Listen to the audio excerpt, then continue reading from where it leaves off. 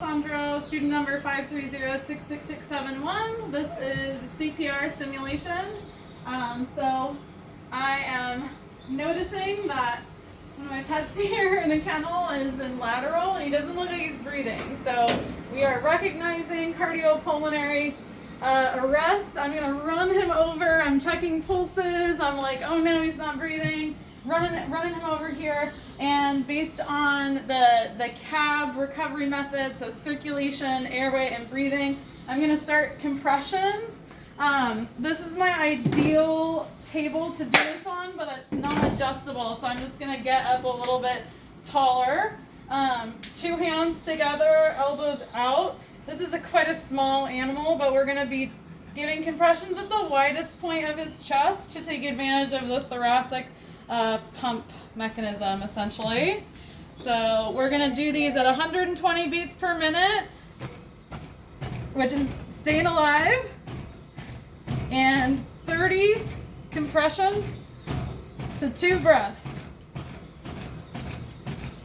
And so while someone is doing those compressions, ideally there's a team of 3 to 5, and we're not leaning over on the chest. We're giving it a chance to recoil after our compressions, and those compressions are about 1/3 to 1/2 of that chest depth.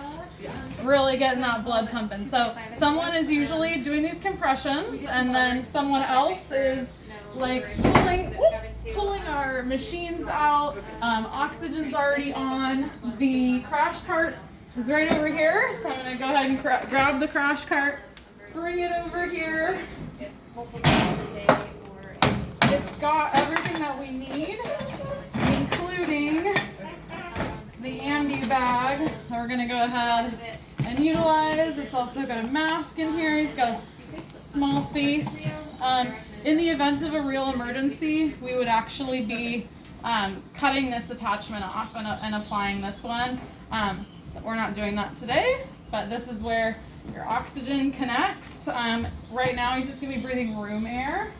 So while someone is giving those compressions, somebody else is getting him ventilated, making sure that there's a good seal around that mask. And you can see the bag is kind of refilling with room air. So 1, 2, and then continuing those compressions. 6, 7, 8, 9, 10, 11, 12, 13, 14, 15, 17, 18, 19, 20, 21, 22, 23, 24, 25, 26, 27, 29, 30. 1, 2. And then while your team is doing this, you're doing it in 2-minute intervals, and then you're switching out because you can get quite tired. And all of our tools to intubate him are actually right in here. So laryngoscope, ET tube, we've got a red rubber catheter. If we aren't able to get venous access, we'll be giving these drugs in a double dose down the ET tube. So somebody would be intubating him in lateral, getting that placed, and then we could potentially keep using the ambu bag, but ideally someone has brought your oxygen and your anesthesia over, and we can just get him hooked up to be ventilated by the anesthesia machine, kind of switching that out, having someone doing manual pressure ventilation, and then hooking up all of these pieces of monitoring equipment so we can see if what we're doing is actually working. SpO2, ECG clips, things like that, and having a team of at least 3 to 5 to do all this with. Another thing that's important is just to delegate when something starts happening. Start delegating jobs, delegate who's going to get a hold of the owners to tell them about this, and that everything is like within a good close reach. We've got this is actually from the Recover Initiative on vecc.org, and it's the emergency drugs and doses, and it's just on the inside of our crash cart. And I actually put this crash cart together. So there's epi, there's atropine, antiarrhythmics, things for an IV catheter.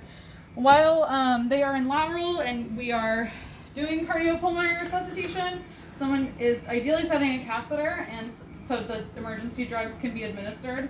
Ideally, you're going to put it in the jugular so it can actually get to the heart quickly, but if that's not an option, you can follow your emergency drugs given peripherally by like 10 mil boluses of flush to get that drug to the system. So yeah, in our large patients, we're going to be doing it in lateral at the widest point of the chest. In very, very small patients, we're actually going to do that with our two thumbs. Sorry, my tubes are all going everywhere. And then in like very barrel-chested patients, like a bulldog, where that chest is so thick, we don't think we can get a good compression. We're actually going to go right in ventral, or I'm sorry, in dorsal. But yeah, I think that's it. Thank you.